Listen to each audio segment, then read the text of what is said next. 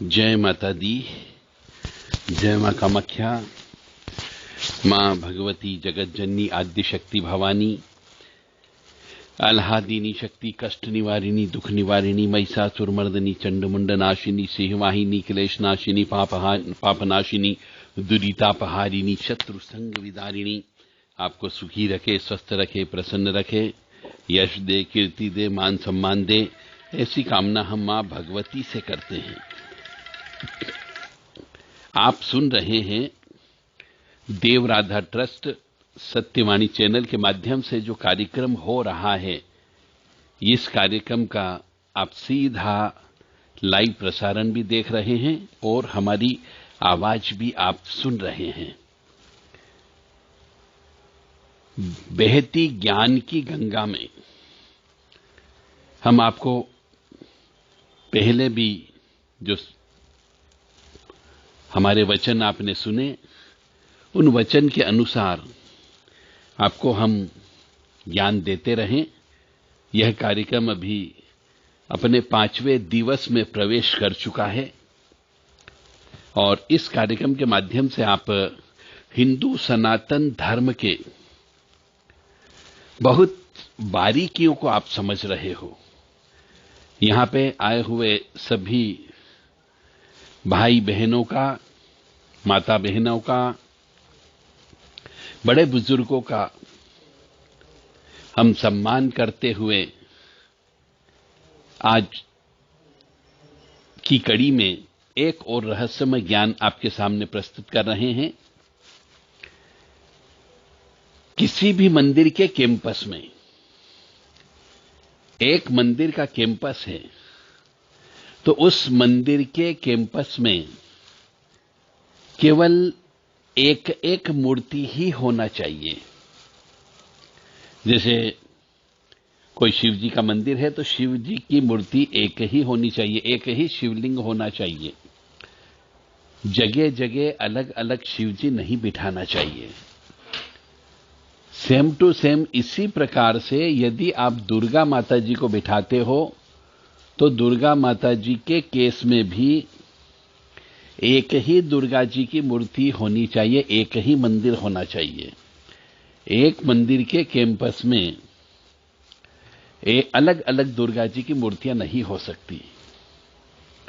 उसी प्रकार से मान लो काली मां का मंदिर है तो उस काली मां के मंदिर में भी, उस कैंपस में भी एक ही काली मां होनी चाहिए।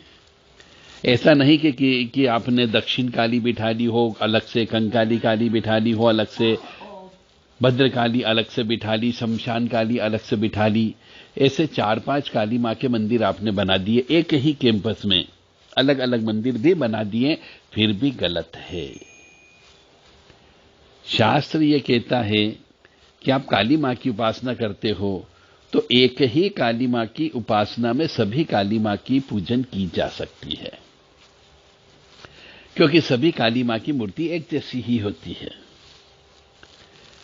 तो हमारे द्वारा कई जगह ऐसा देखा गया और कई घरों में भी हम जाते हैं, उन घरों में भी हमने देखे हैं कि 2-2, 3-3 गणेश जी रखे हुए हैं, 2-2, 3-3 जो है शिवलिंग रखे हुए हैं। दुर्गा जी की मूर्ति भी 2-3 रखी हुई है, ठाकुर जी रखे हुए 3-4। हमने पूछा उनसे कि ये 2 शिवलिंग क्यों आपके यहां पे? बोले एक जगह तो हमारे, जब हम शादी से होके आए थे तो हमारे घर से हमारे माता पिता ने दान में दिए थे और एक शिवलिंग इनके यहां पे पहले से रखा हुआ था, तो इस तरीके से हमारे यहां 2 शिवलिंग हो गए, उनकी पूजा हम अभी तक करते आ रहे हैं। तो हमने उनको ये बताया कि 2 शिवलिंग की पूजा नहीं करते, कोई भी एक शिवलिंग की पूजा करिए, इसीलिए आपके यहां कष्ट है। अब गणेश जी है तो 4-5 गणेश जी की मूर्तियां उनके यहां हमने देखी। हमने पूछा है 4-5 गणेश जी की मूर्तियां क्यों हैं? तो उनने जवाब दिया कि साहब एक गणेश जी तो इनकी माता जी, जो मैंने, यानी कि मेरी सास, उनका एक कहना था। हमारी किसी बहन जी से चर्चा हो रही थी तो इनकी माता जी ने, जब हमने अलग अलग अपना घर बनाया तो घर का उद्घाटन के समय पे इनने गिफ्ट दिया, इनकी माताजी ने यानी हमारी सास ने। फिर हमारे उद्घाटन के अवसर पर और भी जो मित्रगण आए, सहेली आई, हमारी रिश्तेदार आए, उनने भी गणेश जी हमें गिफ्ट में दे दिए, तो उन गणेश जी को भी हमने पूजन में रख लिया। फिर किसी गणेश जी के तीर्थ पर गए तो वहां से एक गणेश जी उठा के लेकर के आ गए। इस प्रकार से 4-5 गणेश जी हमारे यहां हो गए। तो ये गणेश जी भी अलग अलग नहीं होना चाहिए और एक ही गणेश जी की पूजा होनी चाहिए। इस प्रकार से मंदिर में भी एक ही कैंपस में चाहे मंदिर अलग अलग बने हुए हों तो भी आप अलग अलग 4 काली मां नहीं बिठा सकते, 4 अलग अलग हनुमान जी नहीं बिठा सकते, 4 अलग अलग शिवलिंग नहीं बिठा सकते और 4 अलग अलग ठाकुर जी की मूर्तियां भी नहीं रख सकते। और मंदिर में जितनी भी मूर्तियां होती वह सब ठोस मूर्ति होती है, उनकी अचल प्राण प्रतिष्ठा होती है और उन सब की पूजन अर्चन होना चाहिए। यदि आप पूजन अर्चन नहीं करोगे तो वो ही मूर्तियां आपको और आपके परिवार को पागल कर देती है और फिर जिंदगी धीरे धीरे बर्बाद भी हो जाती है। तो आप सभी जितने यहां पे आए हुए धर्म प्रेमी सज्जन बंधु हैं, उन सब से मेरी प्रार्थना ही है, क्योंकि मैं प्रार्थना ही कर सकता हूं, ज्यादा से ज्यादा आपको ज्ञान की गंगा में बहा सकता हूं, परंतु मैं हाथ पकड़ के आपका काम नहीं करा सकता, वो तो आपको खुद को करना होगा। तो कृपया आप सब अपने अपने घर जब भी जाएंगे यहां से कार्यक्रम समाप्ति पर, तो अपने घर में देखिएगा कि कहीं पर 2 गणेश जी तो नहीं है और घर के अंदर 9 इंच से ज्यादा बड़े की कोई सी भी मूर्ति की पूजा नहीं की जाती है। मंदिर में की जाती है फिर 9 इंच से बड़ी, उसके लिए बाकायदा विधिवत रूप से मंदिर बनाया जाता है, गुम्मद बनाया जाता है, उसके बाद भगवान जी को बिठाया जाता है। और जिस मंदिर में गुम्मद नहीं होता है उस मंदिर में ऊर्जा ही नहीं होती, यानी भगवान जी बैठते ही नहीं है। तो गुम्मद अवश्य बनाए। भगवान जी के सिर के ऊपर नहीं चलना चाहिए, चढ़ना भी नहीं चाहिए, इसलिए गुम्मद बनाया जाता है। गुम्मद से एक प्राकृतिक वातावरण बनता है, उससे मैग्नेटिक एनर्जी आती है, ब्रह्मांड की ऊर्जा को खींचता है, इसलिए गुम्मद बनाया जाता है। इसलिए घर में अचल प्राण प्रतिष्ठा नहीं करते हैं, क्योंकि घर में गुम्मद नहीं बना सकते। तो घर में केवल ठोस छोटी छोटी 9 इंच से छोटी छोटी मूर्ति की पूजा करना चाहिए, यदि आप मूर्ति पूजा करते हो तो।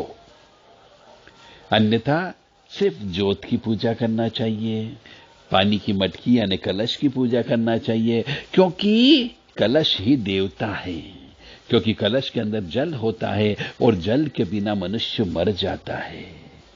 इसी प्रकार दीपक की पूजा करना चाहिए, क्योंकि अग्नि है, अग्नि नहीं होगा तो भी मनुष्य, जीव जंतु या प्राणी मर जाएगा। माने जल भी भगवान है, अग्नि भी भगवान है, और अदृश्य रूप से जो हम ऑक्सीजन लेते हैं, हवा लेते हैं, वह भी भगवान है। इन तीनों को मिलकर के ही ईश्वर बना हुआ है। यदि इन तीनों में एक भी चीज निकल गई, यानी कि प्राणांत हो गया, मनुष्य शांत हो जाता है, कोई भी जीव जंतु शांत हो जाता है। यदि तीनों चीज नहीं मिलेगी तो बस यही भगवान है, क्योंकि पानी का भी कोई आकार नहीं है, अग्नि का भी कोई आकार नहीं है और हवा का भी कोई आकार नहीं होता है।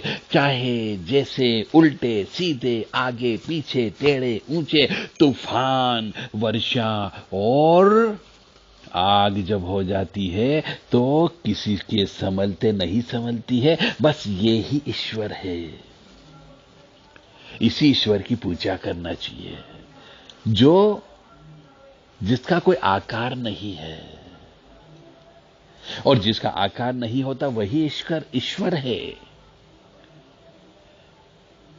इसलिए मूर्तियों की पूजा भी करें तो वो ठोस मूर्तियों की पूजा करना चाहिए, और एक कैंपस में, एक घर में केवल एक ही मूर्ति होनी चाहिए।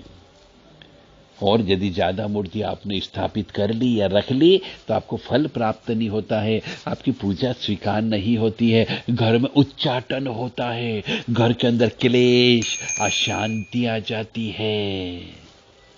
तो मेरा आप सभी बहनों से, माताओं से, वृद्ध व्यक्तियों से, जो यहाँ पे बड़े बुजुर्ग बैठे हुए, उन सब से मेरा विनम्र निवेदन है कि आप अपने घर जाकर के यदि ज्यादा मूर्ति हो तो उन्हें पूर्णिमा के दिन विधिवत रूप से पूजन अर्चन करने के बाद में किसी मंदिर में रखवा दो। और मंदिर में नहीं रख सकते हो तो पीपल के वृक्ष पे रख दो। पीपल के वृक्ष पे भी नहीं रख सकते हो तो जल में, बहते पानी में उनको विधिवत रूप से सूर्य जब रहता है, सूर्य उदय से सूर्यास्त के बीच में विसर्जन कर देना चाहिए। मोह माया में मत पड़ो। घर में रहने वाली मूर्तियां ठोस मूर्ति होनी चाहिए। पोली मूर्ति की पूजा नहीं करते हैं। घर के अंदर मिट्टी की मूर्ति की पूजा भी नहीं करनी चाहिए। हाँ, पत्थर की मूर्ति की पूजा कर सकते हो, परंतु ठोस मूर्ति की पूजा करनी चाहिए। और जब भी पूजा अर्चन करें, घी का दीपक रोज लगाना चाहिए, अखंड दीपक लगाना चाहिए, बलि देना चाहिए, नारियल फोड़ना चाहिए, प्रसाद चढ़ाना चाहिए, सुगंधित गूगल, गुड़, घी, काले तिल, पीली सरसों, इन सबको मिला करके धूनी देना चाहिए। नवग्रह की लकड़ी का चूरा करके उसकी धूनी देना चाहिए, जिससे वातावरण शुद्ध रहता है। अदृश्य आत्माएं, अच्छी आत्माएं आती है, बुरी आत्माएं वहां पर नहीं आती है, और आपका घर परिवार सुखी रहता है। और जो व्यक्ति मंदिर में, ऐसे मंदिर में पूजा करता है, उसकी आराधना भी भगवान स्वीकार करता है। मुझे उम्मीद है कि आपने जो इस बहते हुई ज्ञान की गंगा से जो पानी उड़े चाहे ज्ञान का, इसका आप अपने जीवन में प्रयोग अवश्य करोगे। जय माता दी, जय मां कामाख्या। दुर्गति नाशिनी दुर्गा जय जय, काल विनाशिनी काली जय जय, उमा रमा ब्रह्माणी जय जय, सीता राधा रुक्मणी जय जय। दुर्गति नाशिनी दुर्गा जय जय, काल विनाशिनी काली जय जय, उमा रमा ब्रह्माणी जय जय, सीता राधा रुक्मणी जय जय। और एक बार और ध्यान रखें, आज के इस प्रवचन में हम 10 मिनट और आपका लेंगे। उसके बाद आज के लिए कार्यक्रम का यहीं पर ही विराम होगा। कल फिर आपको 11 बजे उपस्थित होना है। एक और विशेष बात कि घर के ऊपर इमली के पेड़ की छाया नहीं होनी चाहिए। मंदिर के ऊपर भी इमली के पेड़ की छाया नहीं होनी चाहिए, क्योंकि इमली के पेड़ के अंदर कहा जाता है चुड़ैलों का, डाकन का, भूतों का बसेरा होता है। इसलिए इमली के पेड़ के नीचे मासिक धर्म वाली स्त्री को भी नहीं निकलना चाहिए। और घर में या मंदिर में इमली का पेड़ नहीं लगाते, शमशान के पास लगाते हैं, इसीलिए इमली के पेड़ को। और बेरी का पेड़ भी मंदिर में नहीं होनी चाहिए, क्योंकि कांटे वाला पेड़ है। बेरी का मतलब ही बेर, बेर का मतलब समझ गए होंगे, शत्रुता। बेरी का मतलब शत्रुता।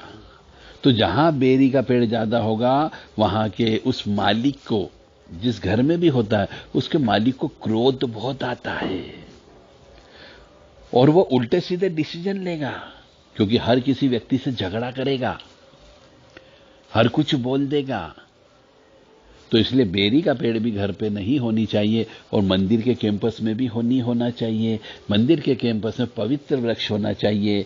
बेल वृक्ष हो गया, जैसे नीम का पेड़ हो गया, जैसे पीपल का वृक्ष हो गया, वट वृक्ष हो गया, जो हमेशा घने रहते हैं और कांटे नहीं होते हैं, और साथ ही इनको पूजा जाता है। आंवले का पेड़ होना चाहिए। नवग्रह के पेड़ आप लगा सकते हो। तो ज्यादा से ज्यादा पेड़ लगाइए और मां भगवती जगत जननी की कृपा भी प्राप्त करिए। और मंदिर में सेवा करें, मंदिर में झाड़ू लगाएं, मंदिर में पोंछा लगाएं, ताकि आपकी दुख दरिद्रता दूर हो सके। परंतु ऐसे मंदिर में पूजा करें जहां पर मूर्तियां अच्छे से हो, पूजन अर्चन होता हो। गलत मूर्ति की पूजा नहीं करनी चाहिए, अन्यथा आपको भी दोष लगेगा। तो जो भी बड़े बुजुर्ग हैं, मेरे से ज्ञान में बड़े हैं, उनको मैं चरण स्पर्श करता हूं, प्रणाम करता हूं। और जो मेरे पिता समान बड़े बुजुर्ग यहाँ पे बैठे हुए हैं उनको भी मैं प्रणाम करता हूँ, शत शत नमन करता हूँ। और मेरी माँ के समान बहुत सी यहाँ पे वृद्ध माताएं बैठी हुई है जिनको हमारी मालवी भाषा में डोकरी बोलते हैं, उनको भी मैं चरण स्पर्श करता हूँ। और यहाँ आए हुए मेरी हम उम्र हैं उन सबको सस्नेह, और जो बच्चे हैं उनको भी हमारी तरफ से आशीर्वाद है। और माँ भगवती से प्रार्थना करते हैं, जगत जननी से प्रार्थना करते हैं कि आप सभी को वो भगवती सुखी रखे, स्वस्थ रखे, प्रसन्न रखे और यश दे, कीर्ति दे और मान सम्मान दे। आप सभी से पुनः प्रार्थना करूंगा कि यहाँ पर जो भंडारा हो रहा है उस भंडारे में भंडारे का भोजन प्रसाद स्वरूप स्वीकार करके अवश्य जाइए। प्रसाद का अपमान नहीं करना चाहिए, माँ अन्नपूर्णा का अपमान नहीं करना चाहिए। आए हैं तो झूठा मुंह करके अवश्य जाइएगा। ओम श्रीम ह्रीम ह्रीम क्लीम लम अन्नपूर्णा भवान्ये नमो नमः। इस प्रकार से माँ अन्नपूर्णा को भी प्रणाम करें, उनका भी आशीर्वाद लें और अपने अपने घर पे जाकर के इस बात के ऊपर अवश्य मनन करिएगा। जय माता दी, जय मां कामाख्या। दुर्गति नाशिनी दुर्गा जय जय, काल विनाशिनी काली जय जय, उमा रमा ब्रह्माणी जय जय, सीता राधा रुक्मणी जय जय। दुर्गति नाशिनी दुर्गा जय जय, काल विनाशिनी काली जय जय, उमा रमा ब्रह्माणी जय जय, सीता राधा रुक्मणी जय जय।